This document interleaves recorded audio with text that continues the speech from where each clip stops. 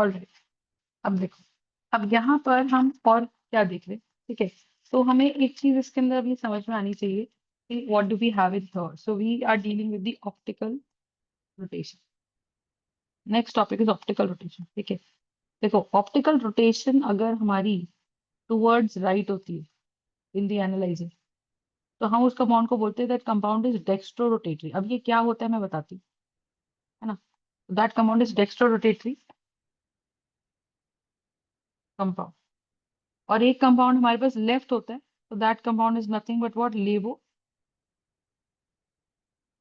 Rotatory compound. So one we have a dextrorotatory compound and one we have a levorotatory compound. ठीक है। तो अगर हमारे पास यहाँ पे ऑप्टिकल रोटेशन के अंदर डेक्स्ट्रोरोटेटरी और लीवोरोटेटरी कंपाउंड है, ठीक है, तो लीवोरोटेटरी को हम डिनोट करते हैं स्मॉल एल से या माइनस साइन से, ठीक है। लीवोरोटेटरी को हम डिनोट करते हैं स्मॉल एल से या माइनस साइन से, और डेक्स्ट्रोरोटेटरी को हम डिनोट करते हैं प्लस डी से या प्लस से, ठीक है। तो बेसिकली क्या होता है कि जो भी सब्सटेंस है, अगर किसी सब्सटेंस का डेक्स्ट्रोरोटेटरी कंपोनेंट एग्जिस्ट करता है, अगर किसी कंपाउंड का डेक्स्ट्रोरोटेटरी कंपाउंड एग्जिस्ट करता है, तो उसका लीवोरोटेटरी भी एग्जिस्ट करेगा, तो उसका लीवोरोटेटरी भी एग्जिस्ट करेगा, ठीक है। तो अगर किसी कंपाउंड का डेक्स्ट्रोरोटेटरी एग्जिस्ट करता है, तो उसका लीवोरोटेटरी भी एग्जिस्ट कर सकता है। अभी अंडरस्टैंडिंग? तो if it's dextrorotatory component exists, then it's levorotatory complex और कंपाउंड कैन ऑल्सो एग्जिस्ट, ठीक है। तो ये साथ ही एग्जिस्ट करते हैं, ठीक है। अब आप देखो क्या होता है जब तक स्पेसिफाइड ना हो, ठीक है। अगर मान लो मुझे ऐसा बोला जा रहा है कि भाई 80% डेक्स्ट्रोरोटेटरी है और 20% लीवोरोटेटरी है, हाईली लाइकली सही है। लेकिन अगर मुझे कोई परसेंटेज मेंशन नहीं कर रहा है, तो उस केस में हम ये मान के चलेंगे कि भाई सब्सटेंस जो है हमारा, वो एक डेक्स्ट्रो है तो एक लीवो भी है। समझ में आ गया? तो अगर कोई कंपाउंड हमारे पास है, तो एक कंपाउंड अगर डेक्स्ट्रो है तो एक कंपाउंड हमारा लीवो भी है, और दोनों का परसेंटेज एग्जिस्टेंस जो है वो 50-50% है। बात समझ में आई? तो दोनों का परसेंटेज एग्जिस्टेंस है 50-50%। Very simple. अब यहाँ आप देखो क्या चीज है, कहानी ये है कि भाई हम करते क्या, हमारे पास मान लो कोई बल्ब है। अब इस बल्ब से हो क्या रहा है, बताओ। इस बल्ब से हो क्या रहा है, इस बल्ब से हमारे पास एक अनपोलराइज लाइट निकल रही है। ये हम चीज सीख चुके हैं ना।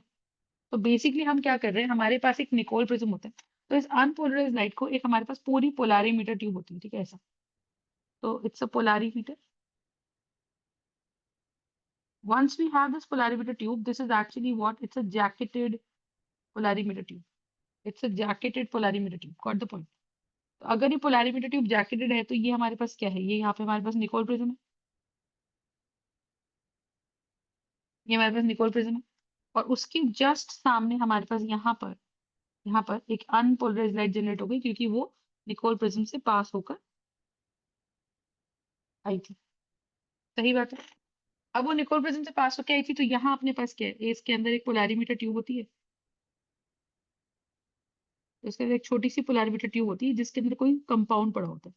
तो कंपाउंड को मोल्टन फॉर्म में करके आप डाल दो, या उस कंपाउंड का कोई सोल्यूशन बना दो आप पानी वानी में। तो सोल्यूशन ऑफ द कंपाउंड, जिसका नेचर चेक करना है, कैसा नेचर, कि वेदर द सब्सटेंस एक्सट्रोटेटरी। तो ये अनपोलराइज्ड लाइट है। उसके बाद मैंने आपको बोला फिर से एक निकोल प्रिज्म है, और यहाँ से एक लाइट, ऐसे एक एरिया है जहां से आप स्लिट है, यहाँ से आप देख सकते हो, दिस इज योर आई है। तो अब आप देखो, तो लाइट आपको ऐसे अंधेरा दिखेगा, क्या हुआ कि जब ये लाइट अनपोलराइज्ड लाइट इसको पार करेगी, तो ये अनपोलराइज्ड लाइट को कंपाउंड या तो लेफ्ट में मोड़ देगा, मान लो ऐसे मोड़ दिया लाइट को। अब ये लाइट जो है वो बेचारी जानी तो सीधी चाहिए थी। अब वो लाइट सीधी जाने की बजाय तो निकोल प्रिज्म में सीधी दिख जाती, लेकिन क्योंकि वो पास कर रही किससे, वो पास कर रही किसी कंपाउंड से, और क्योंकि वो किसी कंपाउंड से पास कर गई, so we have this unpolarised light. And क्योंकि वो किसी कंपाउंड से पास कर गई और हमारे पास एक अनपोलराइज्ड लाइट है, तो वो अनपोलराइज्ड लाइट हमारी इस निकोल प्रिज्म से पास करेगी। क्योंकि वो अनपोलराइज्ड लाइट इस निकोल प्रिज्म से पास करेगी, तो इसका मतलब क्या है, बोलो। क्योंकि वो अनपोलराइज्ड लाइट इस निकोल प्रिज्म से पास करेगी, तो इसका मतलब क्या है, बताओ। बात समझ में? तो ये अनपोलराइज्ड लाइट जब इस निकोल प्रिज्म से पास करेगी, तो आई होप यूर अंडरस्टैंडिंग क्या होगा। कि भाई वो राइट लेफ्ट में मान लो राइट में मोड़ दी, तो अब मुझे अपने इस एक्सेल को भी घुमाना पड़ेगा। घुमाने से क्या होगा, हमें समझ में आ जाएगा कि टुवर्ड्स राइट पे घुमाने से हमको लाइट दिखी, यानी कि ये जो कंपाउंड इधर है इसने एक वर्टिकली आती हुई प्लेन पोलराइज्ड लाइट को टुवर्ड्स राइट मोड़ा, और क्योंकि इसने टुवर्ड्स राइट मोड़ा तो I will say what, I will say it is going to be a dextro rotatory compound. कौन सा कंपाउंड, जो इस पोलैरिमीटर ट्यूब के अंदर भरा पड़ा है।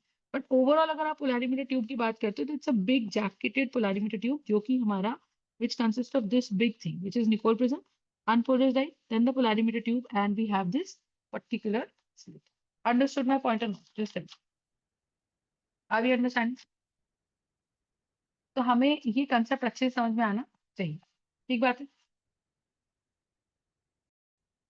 ठीक है, अब देखो, तो हमें ये समझ आ गया कि it's polarimeter tube which is jacketed, which is completely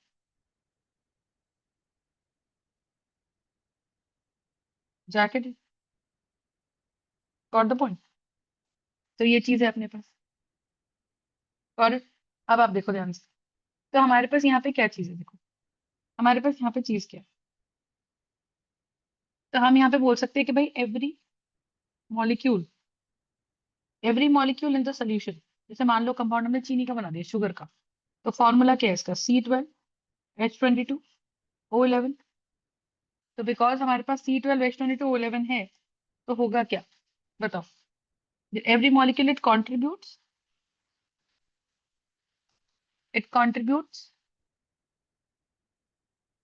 every molecule contributes in the rotation of plane polarized light। ठीक है, तो क्या क्या मैटर करता है कि भाई लाइट यहाँ से गुजरी और ये ट्यूब है जिसके अंदर लिक्विड भरा पड़ा है, तो आप ऐसे समझो कि इस लाइट के अंदर, इस लाइट को ऐसे पार करना है, इस लाइट को पूरा ऐसे पार करना है। अब ऐसे पार करके लाइट एंड में टेढ़ी हो सकती है ना। एंड में लाइट कैसे दिख सकती है, ये लाइट एंड में ऐसे टेढ़ी दिख सकती है। तो ये लाइट को बेसिकली इतनी लेंथ को क्रॉस करना है, इतनी लेंथ में जो सब्सटेंस या कंपाउंड भरा पड़ा है। अब ये अंडरस्टैंड, तो इतनी लेंथ में अगर कोई कंपाउंड या सब्सटेंस भरा पड़ा है, कंपाउंड या कोई सब्सटेंस भरा पड़ा है, तो उस सब्सटेंस का एक एक मॉलिक्यूल, उस सब्सटेंस का एक एक मॉलिक्यूल क्या करेगा,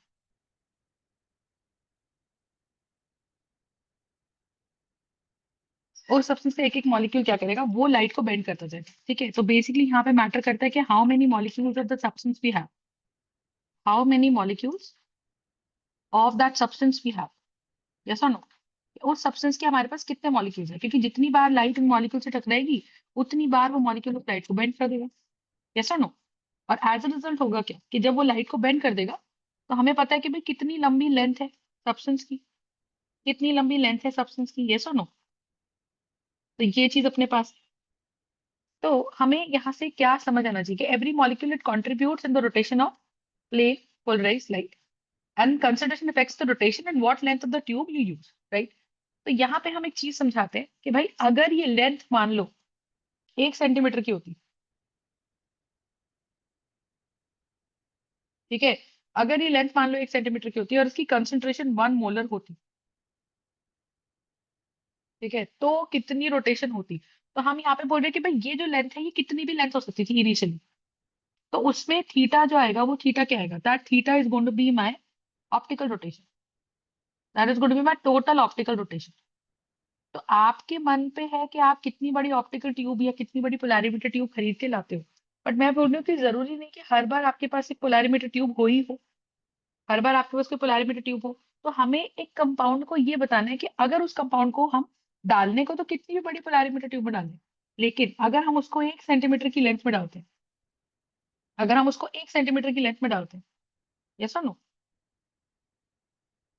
अगर हम उसको 1 सेंटीमीटर की लेंथ में डालते हैं और उसके अंदर कंसंट्रेशन हम भर देते हैं 1 molar,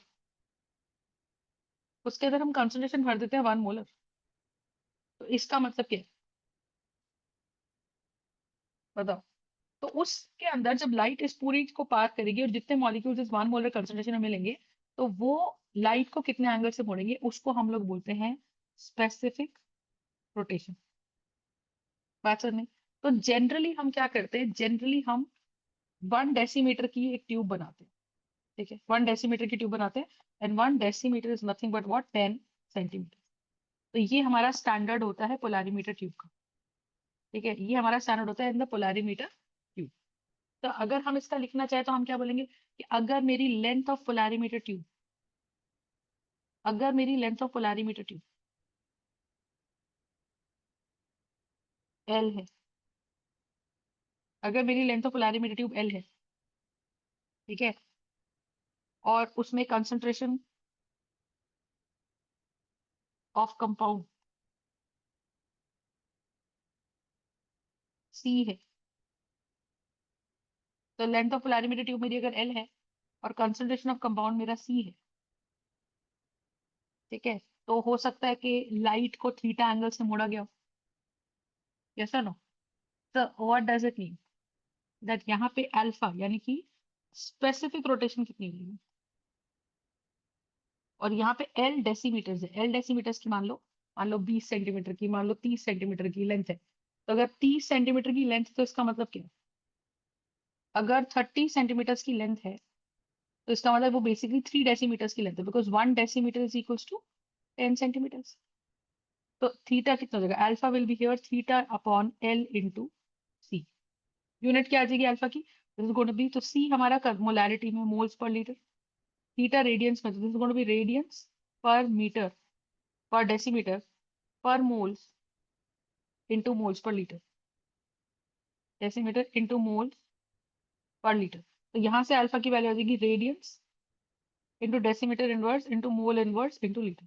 this is going to be my angle of, which is going to be my alpha. Are we understand? So this is going to be my radians per decimeter per mole into liter. ठीक है, तो this is theta, कभी कभी degree में भी कर लेते हैं, तो यूनिट क्या बन जाएगी, डिग्री, ठीक है, डिग्री। और कंसंट्रेशन कभी कभी ग्राम्स पर लीटर में भी कर लेते हैं, तो degree upon metre into grams per litre, तो ये आएगा degree upon metre into grams litre. Are we understanding, so this is nothing but what, this is going to be alpha। Concept clear है तो बताइए, इज दिस पार्ट क्लियर। तो ये हमारे पास अल्फा की value, alpha is going to be degree into litre upon metre into grams. तो इस तरीके से भी हम इसको कर सकते हैं, ठीक है। तो जिनकी अल्फा या थीटा, अल्फा होता है स्पेसिफिक रोटेशन और थीटा जो होता है वो अगर होता है पॉजिटिव वैल्यू में, तो हम बोलेंगे कि वो कंपाउंड डेक्स्ट्रो रोटेटरी है ना। और कुछ कंपाउंड जो होते हैं वो कैसे हो सकते हैं, वो लीवो रोटेटरी हो सकते हैं। तो हम नॉर्मली सब्सटेंसेस का डेक्स्ट्रो या लीवो होना उनके स्ट्रक्चर से नहीं बताते, है ना, हम एक्सपेरिमेंटली बताते हैं। तो हम एक्सपेरिमेंटली कैसे बताते हैं, हम उसको पोलारीमीटर ट्यूब में डाल देते हैं, और पोलारीमीटर ट्यूब में डालने के बाद हमें ये समझ आ जाता है कि वो कंपाउंड को लेफ्ट मोड़ेगा या वो कंपाउंड को राइट की तरफ मोड़ेगा। बात समझ में? ठीक है, अब हम ये बता सकते हैं कि हाँ ये कंपाउंड ऑप्टिकली एक्टिव है। ऑप्टिकली एक्टिव होने का मतलब कि भैया इसमें कोई प्लेन ऑफ सिमेट्री नहीं है, which is also fine. But at the same time what is important here, कि भाई मेरे पास अगर ये कंपाउंड है और इसके अंदर हम बोले कि जी यहाँ भी मिथाइल है, और इसके अंदर हम यहाँ पे बोले यहाँ भी मिथाइल है,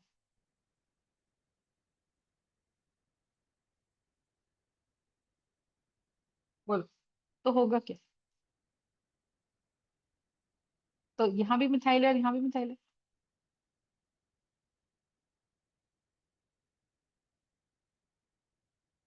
गॉट द पॉइंट। तो इसमें प्लेन ऑफ सिमेट्री है, प्लेन ऑफ सिमेट्री होने का मतलब भाई ऑप्टिकली एक्टिव, ऑप्टिकली एक्टिव ये नहीं है ना, फिर तो इसका डी और एल होने का भी मतलब नहीं है। कोई कंपाउंड अगर मान लो ऑप्टिकली एक्टिव है,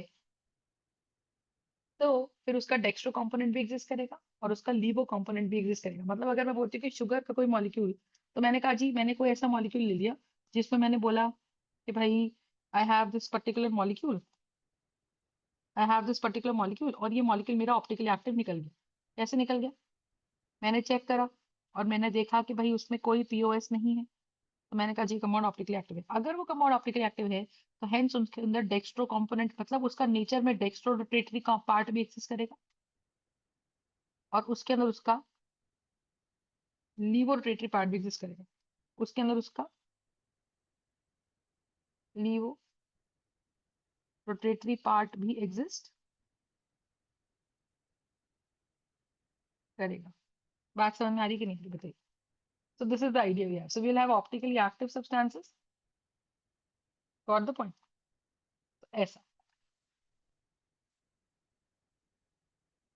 yes or no? Right? अब देखो, अब यहाँ पे हम अगर ध्यान से देखते हैं तो I hope you're understanding what do we get to see here.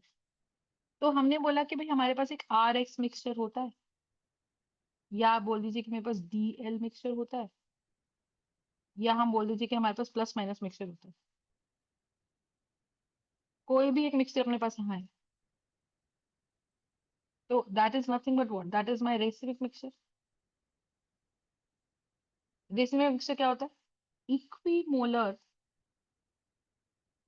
Mixture of the dextrorotatory and levorotatory counterparts. So you would have the equivalent mixtures of the dextrorotatory and the levorotatory counterpart. Are you understanding? तो इसका मतलब क्या है कि हमारे पास यहाँ पे dextrorotatory भी है और हमारे पास यहाँ पे लीवोरोटेटरी काउंटर पार्ट भी है। तो क्योंकि तीनों है अपने पास, so that's nothing but what, that's racemic mixture. Yes or no? तो उसको हम बोलते हैं, तो ओवरऑल रेसिमिक मिक्सचर जो होते हैं वो ऑप्टिकली इनएक्टिव क्यों होते हैं? Optically inactive due to they are optically inactive due to external compensation. अब इसका मतलब क्या है, ध्यान से देखो, इसका सिंपल मतलब ये है कि मान लो मेरे पास कोई ट्यूब है और मैंने कहा जी मेरे पास इसमें शुगर पड़ी हुई है, उसमें डेक्स्ट्रोरोटेटरी शुगर भी है और इसके अंदर 100 मॉलिक्यूल लीवोरोटेटरी शुगर के भी हैं।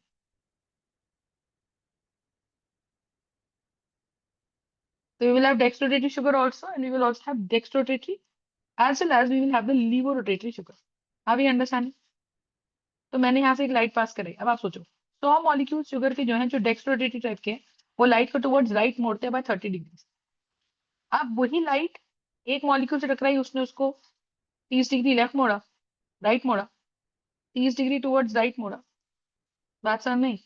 और उसी मॉलिक्यूल ने उसको 30 डिग्री टुवर्ड्स लेफ्ट मोड़ दिया, तो ओवरऑल लाइट सीधी निकली। हमें ऐसा लगेगा कि इस कंपाउंड में, जो इस ट्यूब में भरा हुआ है, इस कंपाउंड ने लाइट को मोड़ा ही नहीं, बट इन रियलिटी लाइट तो मुड़ी थी, पर क्योंकि उसके अंदर दोनों ही मॉलिक्यूल्स थे, एक डेक्स्ट्रो टाइप का भी था और एक लीवो टाइप का भी था, है ना? तो एज अ रिजल्ट होगा क्या, एज अ रिजल्ट होगा क्या कि ओवरऑल हमको दिखेगा कि देयर इज जीरो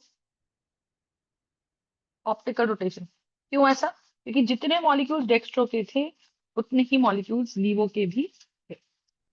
हाँ, ऐसा हो सकता है कि अगर एक डेक्स्ट्रो के मॉलिक्यूल 100 हो जाते, डेक्स्ट्रो शुगर, और लीवो शुगर के मॉलिक्यूल्स कैसे हो जाते, डी शुगर मतलब डेक्स्ट्रो शुगर, और लीवो के मॉलिक्यूल्स 20 हो जाते, तो ऑब्वियसली देन तो डेक्स्ट्रो रोटेटरी मान लो +30 डिग्रीज होता और लीवो -10 डिग्रीज होता, तो मेरे पास ओवरऑल फिर भी ऑप्टिकल रोटेशन 20 डिग्रीज की आ जाती।